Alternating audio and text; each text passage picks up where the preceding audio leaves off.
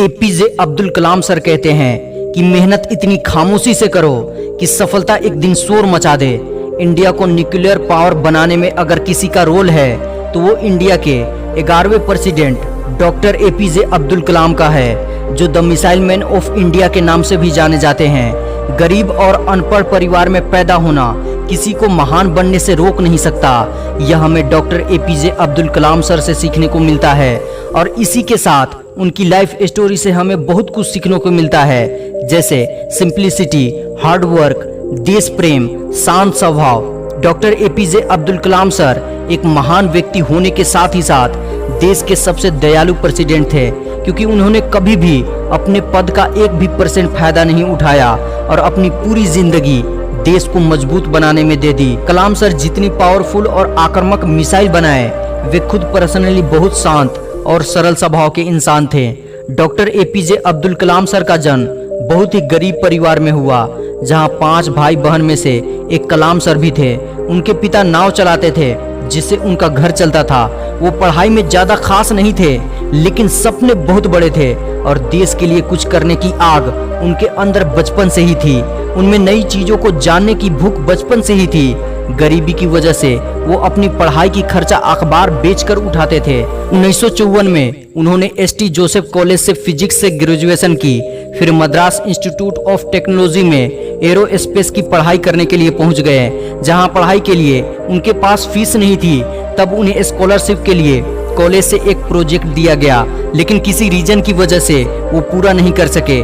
लेकिन कलाम सर की जरूरत और उनके फाइटर जेट को लेकर इंटरेस्ट को देखते हुए प्रोफेसर ने उन्हें 3 दिन की एक्स्ट्रा टाइम दिया, जिसे उन्होंने 3 दिनों की दिन रात की मेहनत से पूरा कर दिया। वो कहते हैं ना कि जिसे कुछ करने की भूख होती है वो कुछ भी कर सकता है। 1960 में उन्होंने वहां से इंजीनियरिंग पूरी की। उनकी लाइफ के हर मोड़ पर मुश्किलें थी, जिसे उन्होंने डेडिकेशन और मेहनत से हल किया। उसके बाद उन्हें हिंदुस्तान एरोनॉटिक्स लिमिटेड में नौकरी मिल गई। कुछ टाइम नौकरी करने के बाद वो पायलट बनने की चाहत लिए देहरादून चले गए, जहां 22 लोगों में से सिर्फ 8 लोगों को चुना गया था और कलाम सर 9वें नंबर पर थे। फिर वो दिल्ली चले गए, जहां वो डीआरडीओ में साइंटिस्ट की पोजीशन पर जुड़े और हेलीकॉप्टर्स डिजाइनिंग का काम किया। 1969 में उन्हें वहां से इसरो भेज दिया गया, जहां वो प्रोजेक्ट डायरेक्टर के पद पर रहे।